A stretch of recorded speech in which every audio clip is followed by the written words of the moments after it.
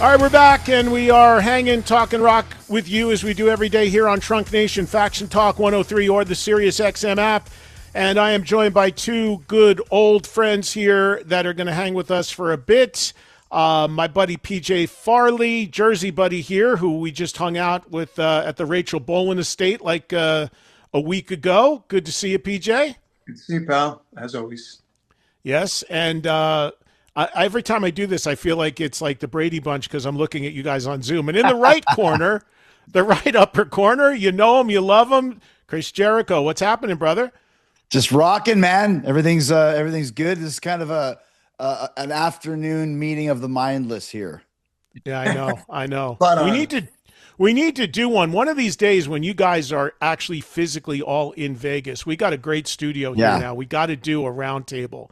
Because Chris is referring to something we used to do way back in the day on my FM show in New York City, where we would gather whatever Chris would come through town wrestling or whatever, we'd gather up whoever we could, and we'd call it the meeting of the mindless, and we would just talk about rock nonsense. Exactly. Chris, you were just saying you did a little vacation to Greece. How was that? Yeah, it was great. It's one of the rare countries that I'd never been to with either wrestling or Fozzy. And the coolest thing was we went to the what's escaping the Pantheon, the Acropolis, and in the Acropolis there's an actual the Acropolis is a stadium. It's like a half stadium, and bands still play there in this ancient stone cut stadium. And Halloween, incidentally, had played there only 3 days earlier. Oh my God! Had I known, I would have restructured the whole vacation to go see Halloween at the Acropolis. So it was pretty cool. I'm laughing because not at Halloween, but because Jericho loves Halloween, and Jericho had one of the great quotes ever that I'll never forget. He said to me, he goes, "Halloween is to me what did you say, UFO? Halloween is my UFO." Yeah, Halloween is my UFO. That last Halloween album was like, wasn't it a big like a reunion thing where they brought the singers back and all of that? How'd you feel about that? They've had two of them now. One of the best examples of this, and maybe the only example of this, of a band combining their two best eras. Actually, their three best eras. So they have three singers in the band: Kai Hansen, Andy Darris, and Michael Kiske. And it's almost like a heavy metal opera. When you see them live, sometimes there's all seven guys on stage because they have three guitar players as well. Sometimes there's five of them. Sometimes there's four. Sometimes there's six. They've done such a great job of recreating the whole band to where now they're bigger than they've ever been. So it was really, really cool to see a band being able to get along with all of these egos and all of these personalities from 40 years of the band. It was very, very cool, very unique. I can't believe, like, you must have just been killing yourself that you get to Greece and you could have seen Halloween at the Acropolis. That close, yeah. I mean, at the Acropolis, no less. Exactly. It's like the ancient Greek version of Red Rocks. That's a bummer when that happens, though, when a band you really love and you get to a city and you're like, oh, man, I just missed them by like a day or two. I remember I went on a vacation to Zurich, Switzerland about 6, 7, 8 years ago, something like that, and I got over there, and the day before, Crocus was playing at the arena there. And, you know, Crocus, of course, are Swiss, and I'm like, oh, my God, it's to be able to have seen Crocus in Zurich, you know, in an arena and then like a month later they were playing here and they're playing the Whiskey. I'm like, oh my God, it'd be so cool to see them in an arena setting. It would have been awesome. Last time I saw Crocus was in an arena setting. They were opening for Judas Priest on the Turbo Lover Tour. Oh yeah, you're right. They did open for Priest on that. Yeah. Let me do you one better. I saw Crocus headlining the Winnipeg Arena with opening bands Helix and Wasp. Nice. Wait a minute. So Crocus headlined a full-on arena in Canada? Yep. Were they much bigger there or something? They never sniffed an arena in America. They had a little bit of a run with Headhunter into Midnight Maniac, where I guess they tried. I remember that was probably my third or fourth concert. but I remember thinking there wasn't a lot of people there, so they probably drew 3, 4 thousand, which once again, in a small town in the prairies of Winnipeg, it was good. But Blackie Lawless remembers that gig because I asked him about it on Talk is Jericho, and the reason why he remembers it is because he came on stage, slipped and fell, and knocked himself out. So Wasp played "On Your Knees," the opening song, as an instrumental in the dark because they didn't turn the lights on. I still remember going, "What is going on here?" What an ironic song to start with. He played it on his knees. On your back was what they wanted to go on your back, exactly. It's funny the stuff you remember when you were a kid, though, right? No, totally. I gotta ask you guys, Chris, especially you, because you're such a huge fan. I love, and I'm getting such a kick out of what's going on with the maybe most reluctant band to ever be inducted in the Rock and Roll Hall of Fame, and that is Iron Maiden. Yeah. There's so many dynamics to this that are so interesting to me. And as fans, we all wanted this, and I voted for him, and we all wanted this to happen. But my God, has any band ever gone in like in a more kicking and screaming way? What do you make of all this? And as a hardcore fan, because Maiden is your band, what do you want to see happen? There's a lot of theories floating around out there, and PJ, you can chime in too. But Chris, I mean, I've got my theories, but what do you think? I mean, the other band that was kicking and screaming this way, of course, was Kiss. Right. But with Maiden, I mean, listen, the thing I love about Maiden is they were like the whole time, bollocks to the Hall of Fame. They finally get in, but they've got, whatever arena, stadium shows they're playing in Australia. Could they have postponed them? Yes, but I think they still like doing things their own way. GNR was another one. Like, you want us in there, we're doing it our way. If it was up to me, I would just put Nico and Blaze Bayley on the podium and let them do the speeches and watch it be the most entertaining, hilarious speech of all time. Because obviously we know Nico. If you don't know Blaze, he's fucking hilarious. So put those guys on there to accept, do whatever needs to be done, and just go from that. I would love to see Maiden play, but can you imagine Maiden playing the Rock and Roll Hall of Fame? It would just be so weird with all those snobs there and all those idiots there. Like, do Rhyme of the Ancient Mariner and just watch everyone go, "What the fuck are we watching here?"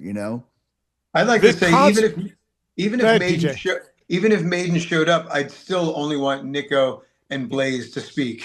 I'm Blaze Bayley. That's all I want to hear. Be here on behalf of Iron Maiden. Here's the thing. They've already admitted this. The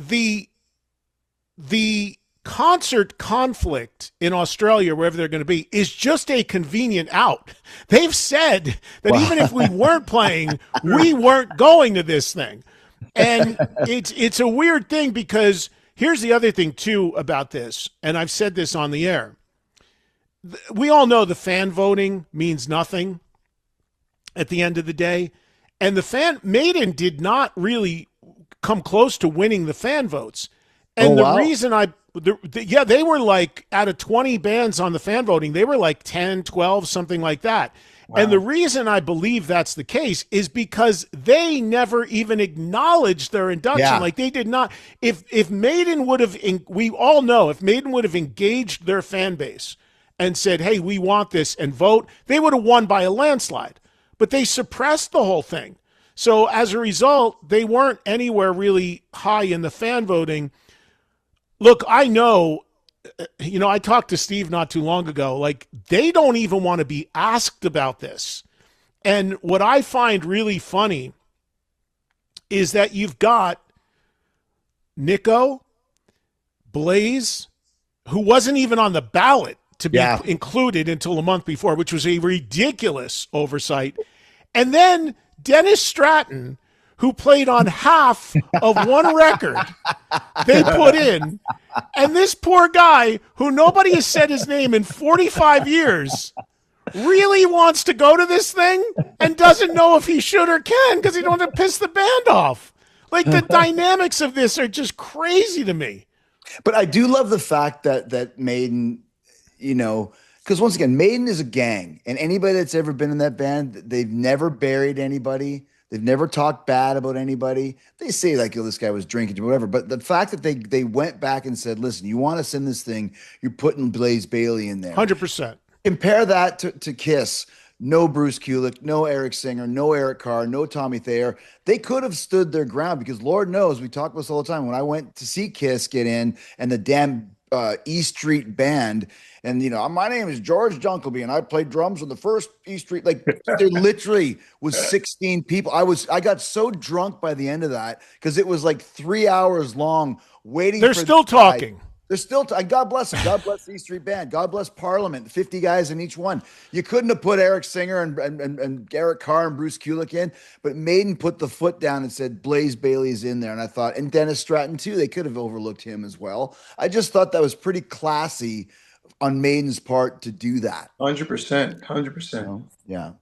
I agree completely. And it shows it can be done because exactly. It was so ridiculous that the Hall of Fame included Dennis Stratton, and nothing against Dennis Stratton. But again, he was one guitar player on only the first record. Yeah. They included him on all the ballots, but not a guy who sang on 2 albums and held the fort with the band until the 11th hour. That's so right. That's right. I thought that was crazy, but it just shows you the Hall of Fame. They don't really get it. They don't really know what's who's who and what's what. We've known this for years, Eddie. So we can debate it all day long. But the bottom line is it's cool. Same as when Rush went in, and Rush went in with a total, obviously the greatest entrance speech of all time done by Alex Lifeson of the blah blah blah blah blah blah blah blah. Like they're taking the piss out of it and going, all right. We'll do it, cross it off the list of things that fans want, but we really don't care. And it really doesn't matter. It doesn't make Iron Maiden any bigger than the Rock and Roll Hall of Fame. They're probably laughing at it. Like, it's just stupid, because this too, and this, Eddie. If they did go to the ceremony, you have to pay for the table, right? Yeah, beyond U+1, yeah. Yeah, you got to pay like $10,000 for the table. Come on, really? And look, let's face it, there's no way Steve Harris is putting on long pants to go sit in a place he doesn't want to be in the first place. Did you see? Okay? Did you see? Eddie, I'm sure you know this. You know that Steve Harris's daughter is married to Ronnie Wood's son, right? I read that. I heard. Right. I remember when that happened. Yeah. First of all, can you imagine this kid's grandkids? Like, oh my gosh, the stories his granddad's gonna. Steve Harris is in this wedding party, the most reluctant guy to ever be wearing a suit of all time. He's got this, you can tell he's got the suit on, I'm sure somebody had to tie the tie for him, doesn't fit properly. He's got the hair in a ponytail with the hair parted in the front. Just like, get me out of this monkey. In a borrowed suit. Exactly. Bruce, you got a suit? I got to have one. It's great. I just find the whole thing really, really fascinating because you got these two guys with Blaze and Dennis who are like, hell, man, we'd like to go to that and hang and rub shoulders with people and be flown in and be ignored. And then, they've not anything to do with the band in a really long time. And then you've got, we all know the kind of, iron fist Rod wield. So he's like, and then to me, and I want each of your takes as Maiden fans, which we all are. Given that we know they're not going to be there, maybe the Hall of Fame's going to assemble some tribute act. I'm sure they've already called Tom Morello and Slash or something. But right, Usual Suspects. Nothing against those guys. Post Malone. They'll find some Jelly Roll. Wouldn't surprise me. Wouldn't be surprised me if they got like Olivia Rodrigo to sing "Run to the Hills." But the thing is what? Maybe it'll go the Kiss way, where there was no performance at all and no tribute at all, which also sucked. But what do you think as fans? What would you like to have happen? And I have one idea that a listener told me that I'll share. But PJ, we'll start with you. What do you think should happen? You know what? At this point, I don't need a performance. I don't need any kind of hoopla. They got in. The knowledge that they're acknowledged enough, that's enough for me. I think, again, and you say it all the time. Is it a great nod? Yes. It's a quote unquote flex, but it's not going to, especially to a band like Iron Maiden. They don't need it. There's no justification in it. There's, it's nice to have it. As I always say, it's nice to be wanted. But I don't need, if they're not going to be there, let Nico and Blaze talk and, you know, um, say thanks and say thanks on behalf of the band and carry on. I don't think there has to be a big thing. Chris, what do you think? I And mean, who's going to do the who's going to do the induction?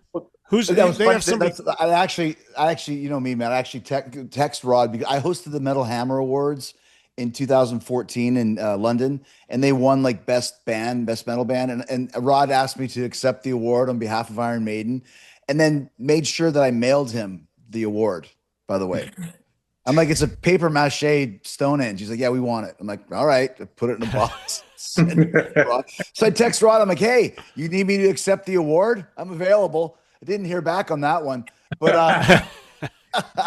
Keep I your mean, phone on. we know You'd we be know, good for that. No, seriously though, dude, you would check all the boxes for the Hall of Fame. You would be good to do I that. mean, I wasn't kidding, but I think you're going to get your typical Tom Morello, Dave Grohl, that type of guy accepting. As far as the band playing, I think what I would like to see, and it's never going to happen, but I don't want to see a hodgepodge all-star band with the same guys that we saw doing the Aussie All-Star, that did the Rush All-Star, that do this, and this.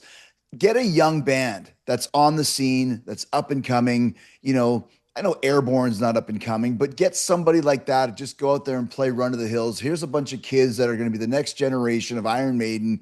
Play a tune just so people hear it and go. I don't want to see an all-star jam for sure because there's nobody that understands the all-stars.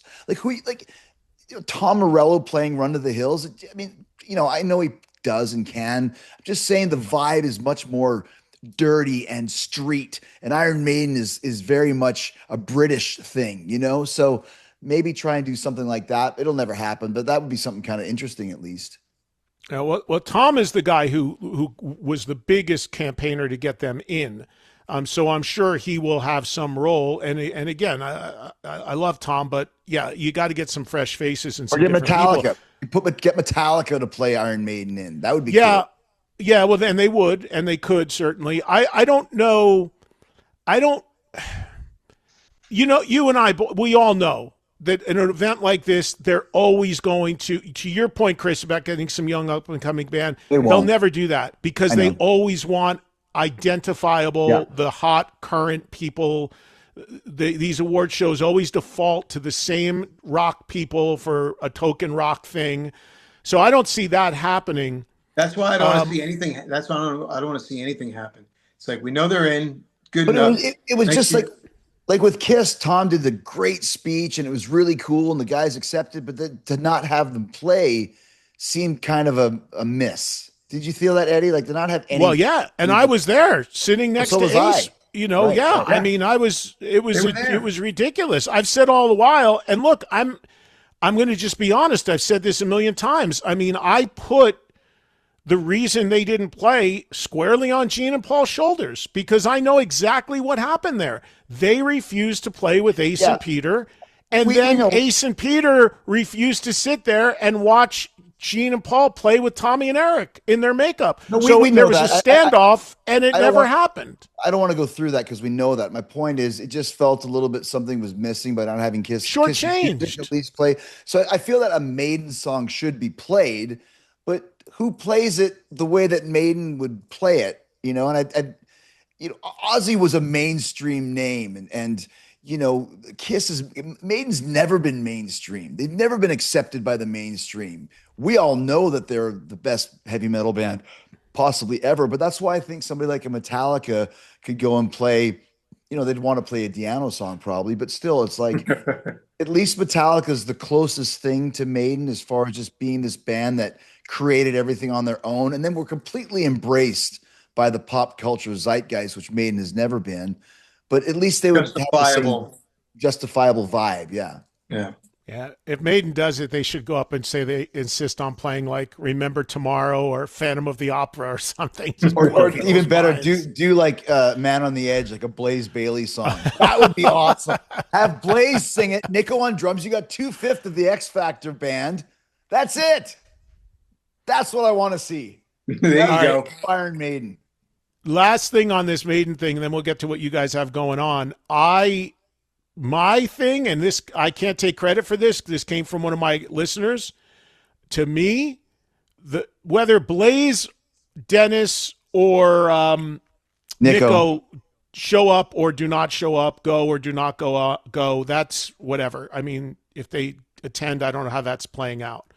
But somebody called in and said the best thing to do for Maiden is you have whoever say a few words with the little awards there, and you have Eddie come out, full guy in a full-on Eddie, just stomp out, grab them, turn around and walk off, and that's it. You just have who's bigger in Maiden than Eddie? Have an Eddie come out. That's pretty cool. I like that. Or even better, sure. Eddie comes out and lops off their heads. I mean, just a giant Eddie come out. Yeah, with it, whatever. Grab all the awards and turn around and walk off the stage. It's probably you have Jan Wenner go on stage to accept the award on behalf of Iron Maiden. Eddie comes out and literally kills him. That's it. The end of the ceremony right there. You know who they may have come out and do it, who would, you know, because they would love to get somebody not known in metal and not even known as a musician. Did you see the Maiden documentary? Not yet. Burning Ambition? Oh, you didn't see it? Not yet, no. PJ, did you see it? No, not yet. The guy who's in it constantly being interviewed is the actor Javier Bardem. Oh, yeah. Big metalhead. I'm better than him. Maiden guy. Watch them. Somebody like that would check every box for the Hall of Fame, and they'd love that. And this guy's all over the Maiden doc. Did either of you guys see the Paul Di'Anno doc? Yeah, I saw that. I didn't see that. Did you like it? Yes, I thought it was really good. Yeah, it was.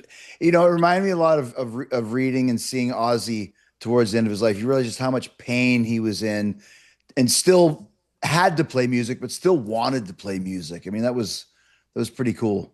I heard it's pretty gruesome. There's some scenes. It's very gruesome. There's some stuff in there that you look away moments. The scene, PJ. There's a scene. I had Wes, the director, on the show talking about it. There is a scene where they show you him getting his knee operations, and it is full on. Oh God, gross! While they're playing, what was the song they were playing? I think was it "Remember Tomorrow" or God. I remember they were playing something from the first or second record while the surgery was happening. I had to look away. I had to look away. It was beyond graphically gruesome.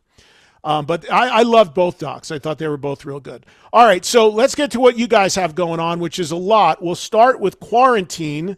For those that don't know, and you should by now, Chris and PJ have a Kiss, an 80s non-makeup era Kiss tribute, and you've got some live dates coming up, right? PJ, why don't you take this? Where are the shows? Yeah, we do. We're heading up to New York. We're in Rochester on August 7th at the Montage Music Hall. Very cool place. Played there a number of times. That's Thursday, August 7th. Friday, August 8th. We're at Kegs in Jordan, New York. And where's that? No, it's Friday. And then Saturday is Kegs. Sunday, we are bringing it to the beach. We are going to rock and roll on Sunset Bay Beach in Irving, New York. So it's going to be a summer fun party time quarantine extravaganza, if you will, in the northern part of New York. Chris, have you gotten your pastel outfits ready? And do we have the whole costume and wardrobe ready to go? Oh yeah, man. Always, you know, you can't do an 80s Kiss cover band and not have some of that stuff involved. Into flair. You got to have I still have an amazing animalized replica jacket that I got made. That is, it's the Who Wants to Be Lonely jacket. That one is definitely represented at all times. And that's part of the fun of why we love doing the quarantine stuff, because obviously the music is great. The vibe is so much fun, but it's just a party. It really is. You can't take yourself seriously when you're singing Fits Like a Glove, and nor do you want to. You know, I mean, and that's the beauty of these songs. Like, they're so well crafted, they're so catchy, but man, the lyrics are just over the top ridiculous, and that's the fun of it, you know. And I think that's why, whether people know these songs from this era of Kiss, which if they do, they love them because it's a great era. If you don't, you still love them because they're very infectious and the attitude and the vibe is fun.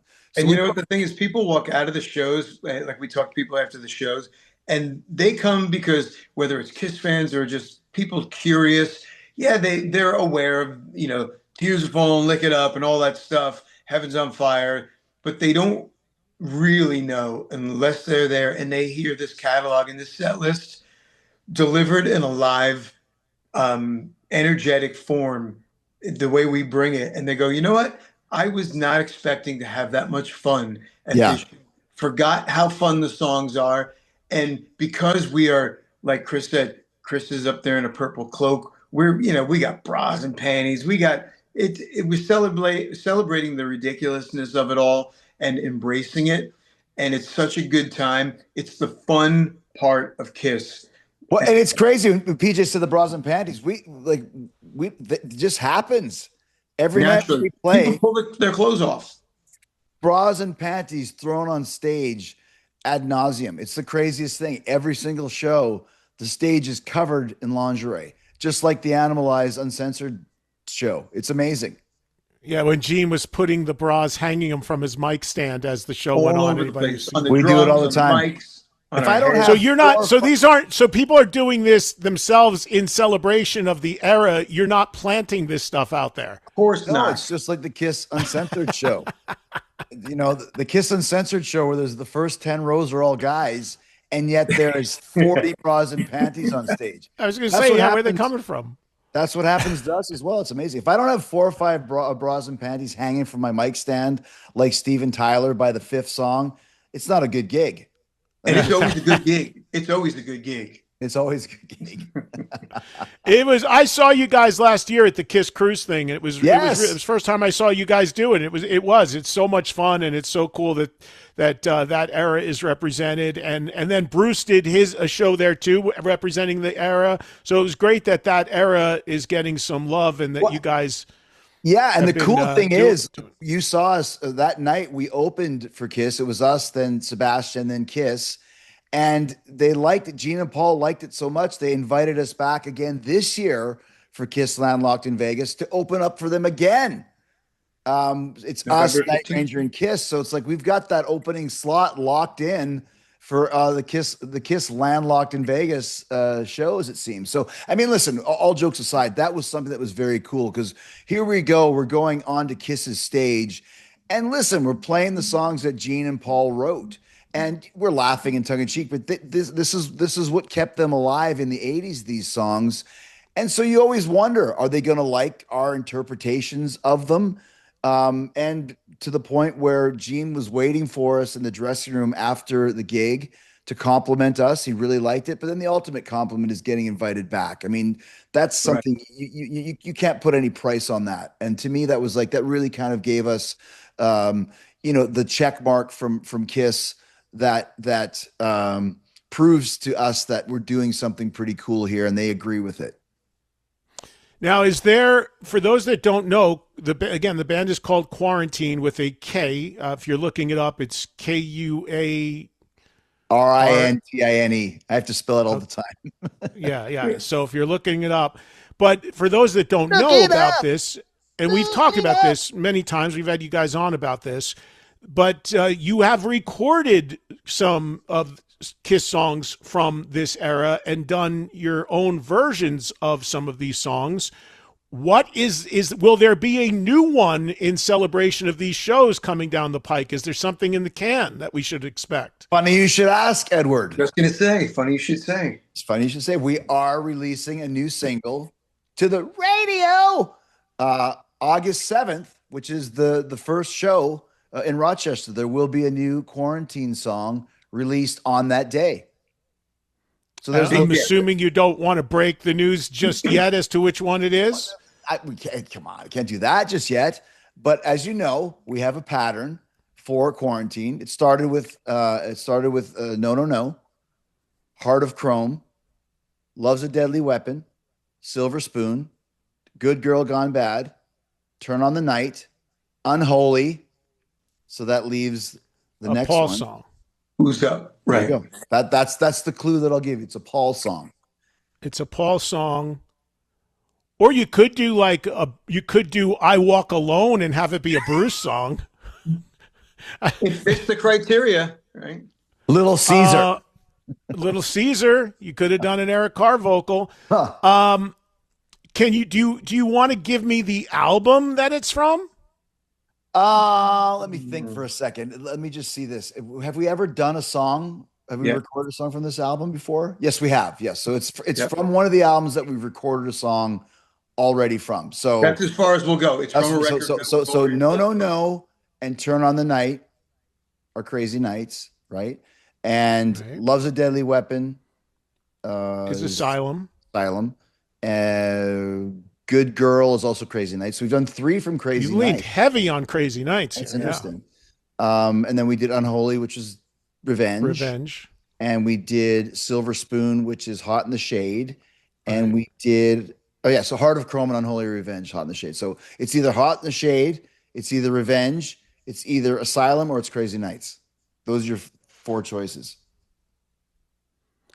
from that album. I'm feeling like you're going to stay away from Crazy Nights this time because you've done 3 from there already. Although we've done 3 from Crazy Nights, none of which are Crazy Nights. Which I still Right. want to do. Yeah, but yeah, I'll give you that. You can cross Crazy Nights off the list. Yeah. So it's either from Asylum, Revenge, or Hot in the Shade. Well, my favorite song on Crazy Nights is "I'll Fight Hell to Hold You," and that's We're not going Paul to tell song. you, even if you Well, get we already it, crossed off Crazy Nights. I said it's not from Crazy Nights. You did. So you're Yeah. leaving what? Hot in the Shade? Asylum, Hot in the Shade, or Revenge. Revenge. Like I said, we're not going to tell you if you hit the buzzer. I know. So. Maybe I'm thinking maybe Who Wants to Be Lonely or King of the Mountain. Both are great songs. Both are I'm great thinking. songs. Both are I'm great thinking. songs. But And we do Who Wants to Be Lonely live. So okay. Never Have know. you ever And done "I'll Fight Hell to Hold You" live? no, that is a high song. dude. Hi. That is a high song. That and My Way would probably have to be not on the list just because they are super high. Yeah, they're nutbusters. That'll kill you. Yeah, they are. They are. Yeah, we fill the gaps where we would normally play something like that. We do incorporate some of the 70s Kiss songs in the set, but played at animalized tempos. Yeah. So- Yeah, we do that as well. Yeah, you will hear some Kiss makeup songs, but played the way that they played them in '84, which is way too fucking fast and amazing. We've kind of dumbed it down a little bit to add a little bit of a pulse, but because some of it's unwatchable. Lick It Up is like a samba. Yeah, it's ridiculous. Yeah. I'm It's just like a thinking handful of now that rotten you guys were talking about the bras and panties on stage. I'm now starting to maybe gravitate towards "Take It Off" since you said "Revenge" as possibly the song. I know you won't reveal, and you're keeping poker faces, but I might lean in that direction now, knowing what Okay. I know, that you've ruled out these other things, and then that could be a good audience participation number. Good parallel to draw, though. Good parallel to draw. Yeah, that is a good one. And that's the thing. Go ahead. Go ahead. No, go ahead, Chris. I just said we have a lot of audience participation throughout the show as well. So that's one thing we very much make the involve the fans in the show, because that's what Kiss does. You know, Kiss has always made you feel like you're a part of the show. I think that's part of the magic to the show. You know, we're not just putting on a clinic of, you know, really focusing on just, you know, nailing the music and paint. We are bringing a show. It's a concert. The attitude. We are engaging with the crowd and commanding their, their contribution. So it's a team effort. So I think that's what people really get off on. They're like, wow, that was just, it's good. They feel energized. Yeah, because we just so you know, Eddie, we could probably play quarantine shows every weekend. That's how much of a buzz there is for us. And we play when we can, obviously, with my schedule and PJ's schedule, and Charlie, our guitar player, lives in Spain, and Kent is Luke Bryan, and Joe is doing all the stuff he does, country music that he does. So if we could do quarantine, 50 weeks a year, I think we could play 50 weeks a year if we choose. So we're going to continue playing as much as we can because people love these songs and want to see this show. One last thing on this. we were talking about the songwriting and the lyrics for that period in Kiss. And Gene and Paul recently and deservedly were inducted into the Songwriters Hall of Fame. But I wondered when the Songwriters Hall of Fame went and looked at their candidacy, if they saw lyrics like "I want to put my log in your fireplace." How do you think they got in? Like I just envisioned that inductions like. For their incredible songwriting, we would like to induct Gene Simmons and Paul Stanley. Lyrics like "When I go through her, it's like a hot knife through butter." Can you imagine? Do you think they ever looked at that? Right, they never look at that period when I saw her. Right, 70s coming out of school that day. I gotta have her.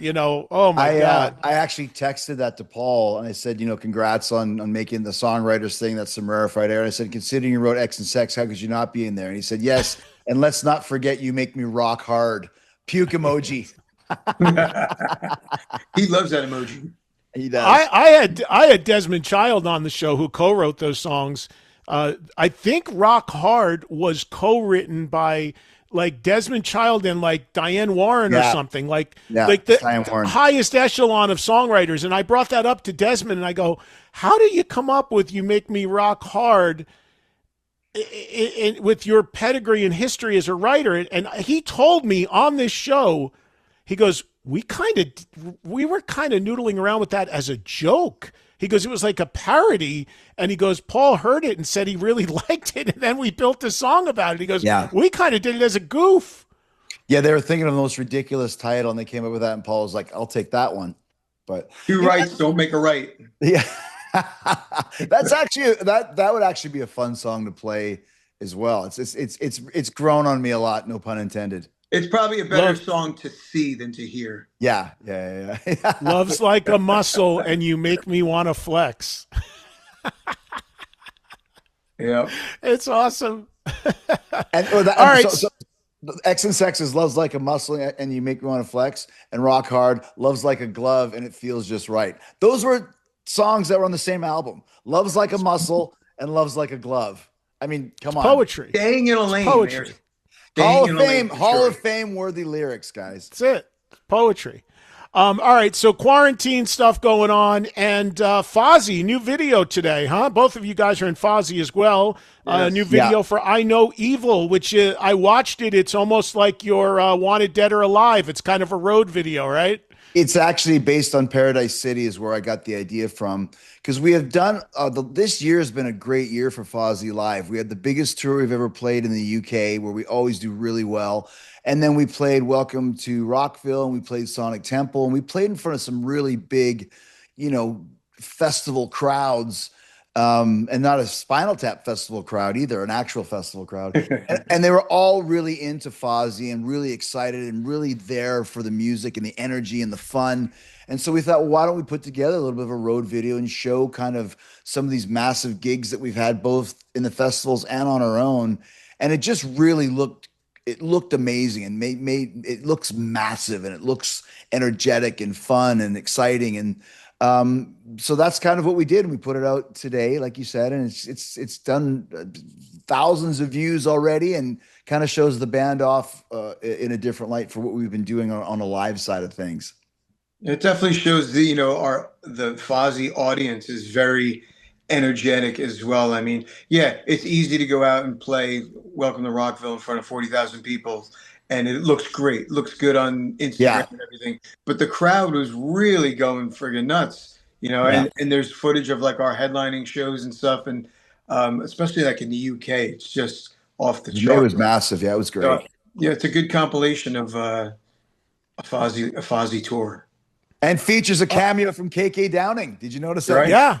I saw that. Of course. Who doesn't love KK? He's great. And Chris, you mentioned this, I think, last time you were on with me, and I know some artists are kind of going this direction. You guys, this is like, I don't know, somewhere around the third or fourth single that you've put out instead of doing a full album. Is that where do you envision doing a full album and maybe even putting all these songs in one place, or are you staying the singles route going forward? Well, you're right. It is the fourth single we've done since Boombox came out, and just the concept of an album for us just didn't really seem to work as well anymore because we didn't want to leave these great songs kind of on the table and never play them live and never have them on the radio. So we wanted to just focus on doing one single every 4 to 6 months.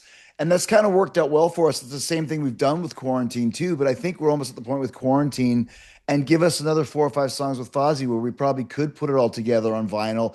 If nothing else, just for souvenirs for the fans and for the merch table. People love having the physical copy in their hand and love having something you can sign. But as far as releasing a full record, it's not the best way for people to consume music anymore now. We want every song that we release to have a video, have a chance to go live, be played live, and kind of become a song that either stays in the set or it doesn't, but at least it gets its chance. And all four of those songs are still in the set and probably will be for a long time. I think also Fozzy is very much a radio-driven band, and that demographic is more of a streaming demographic, whereas a band like, say, my other band Tricksters, let's say, if we put a record out, we would put a full-length record out, Yeah. and, do it the old school way. Our generation wants that from a band like that. A band like Fozzy can just, kind of dish out songs every couple months and none the wiser really because as the band learned, Boombox came out and it is a record stacked with great songs and nobody heard half the record. Yeah, it sucks. People don't have that attention span anymore. I hate Yeah, it because don't, I Eddie. love, Don't. I love full length. We all grew up with full length records, and I hope they don't go away. And I'm glad a lot of people are still making them. But I do understand it because you got some great tracks on some of these records that nobody will ever really hear or pay attention to because we're in a streaming world and it's click and move on and click and move on and it's hard to keep people's attention. It really is. You're right. It's a bummer, but I get it. I totally get that people do it. All right, so you've got the quarantine dates again. PJ, run them down. August 7 was the first one. Yeah, Friday, August 7th, Rochester, New York. Saturday, August 8th, Jordan, New York at Kegs, and Sunday, kind of an earlier show, Sunset Bay Beach in Irving, New York. So it's going to be Captain Geach and the Scream Shack Shooters. Now we're bringing the rock and roll party to the sunshine. Kiss Landlocked in Vegas, opening for Kiss themselves, which is going to be killer. And we also have Sarasota on September 20th. We got lots of stuff going on. Yeah. And what about, are there Fozzy dates coming up? There are. We just got announced. It's another kind of thing of some odds and sods. West Springfield, Massachusetts at the Big E State Fair, September 24th. And then we're playing a tailgate party for the Baltimore Ravens on October 4th. Then we've got Chris Jericho's Rock and Wrestling Rager at Sea, where Fozzy and Quarantine will be playing. That's November 7th to the 11th to the Bahamas. And then December 4th, we're making our Mexico City debut, Eddie. We've never played anywhere in Mexico or South America, so we're super excited about that because it's been a long time coming, and there's been a lot of people waiting to see us in Mexico City, so we'll be there December 4th. I think Red Cup is already pre-gaming for the cruise. He doesn't need an excuse to pre-game for anything. Red Cup is pre-gaming for Tuesday night right now. Exactly. I went to his Can-Am party, his annual 4th of July party, and quite an extravaganza as usual. If you don't know Red Cup Jeff, he's a local Vegas legend here and friends with Chris. And he goes on your cruise, right? He's on your cruise. He's the head bartender on the Jericho cruise every year. As he should be. Last thing, Chris, and I've got a few people to ask me to ask you about this. So news was made today about this Alex Van Halen, David Lee Roth TED Talk of these guys coming together. You were on social media. You interviewed Alex on your podcast, but you also there was some comment about you and Alex doing something together. Can you elaborate anything on that? I mean, I'm still letting Alex kind of decide when he wants to release it, but there is a lot of VH material out there that nobody has ever seen. And yeah, lots of stuff that's out there. Video. Yeah, I mean, I just leave it at that. There is a lot of stuff out there that no one's ever seen. And when Alex is ready to announce that, you'll hear all about it. But this is kind of the equivalent of when you saw the Beatles get back and you were wondering, where is all this footage coming from that's 60 years old that no one's ever seen? There's a lot of Van Halen stuff like that that's out there. That when he's ready, it's going to blow everybody's minds. So let me just leave it at that. All right. Well, I mean, I am super pumped I'm just glad stuff's coming down the pipeline. Like, I'm just glad some of these reissues have happened. A second book is coming. You know, he seems, I don't know Alex at all, but he seems very engaged in doing stuff again and kind of really doing what he should and has to do, kind of become the custodian of the legacy here. Yeah. Because I've talked to Wolf about it, and Wolf is very much about his own career and doing his thing as he should be. He's starting a great career. But it seems like Alex, now that some time has passed, he's got to be the guy that's going to have to really, you know, run with that, because Wolf has said there's tons of stuff in those archives. It's just who digs into them. He's the gatekeeper for sure, and he's going to do stuff. It's just that he's going to do it on his own time, which is always been the Van Halen way. You know this, Eddie. There is no timeline or time frame for Van Halen, and there never was. So that's kind of the beauty of it, and also kind of a little bit of a frustration for fans, but the VH has always been that way. So, I mean, hey, Alex and Dave are doing a TED Talk in Fargo. So if that doesn't, Fargo.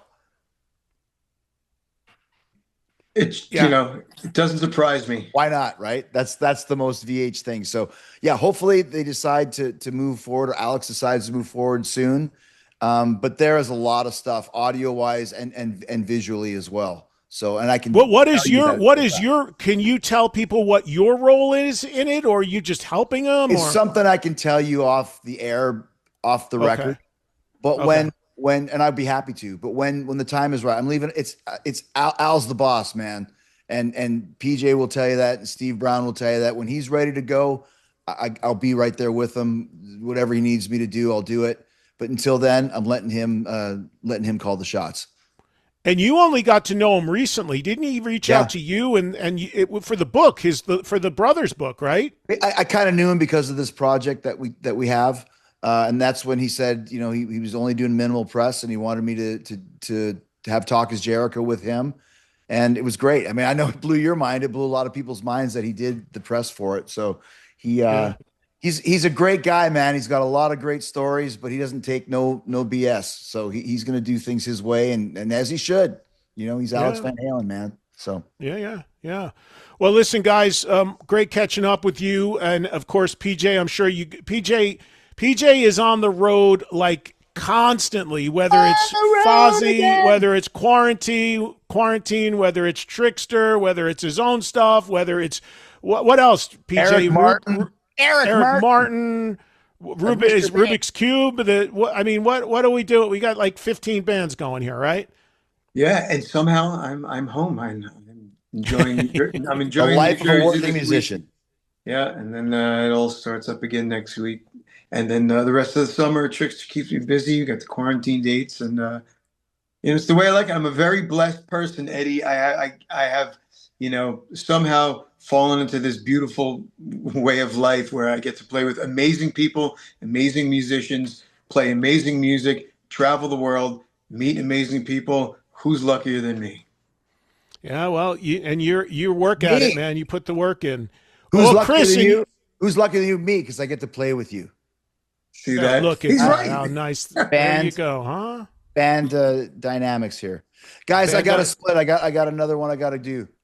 Yeah. Good talking to you guys. Good to see you both. Man. We'll talk to you soon. All right. Thanks. Thank you, guys. See you guys. See you. There's Jericho, and there is PJ Farley checking in here on Trunk Nation. Extended hang, which is fun.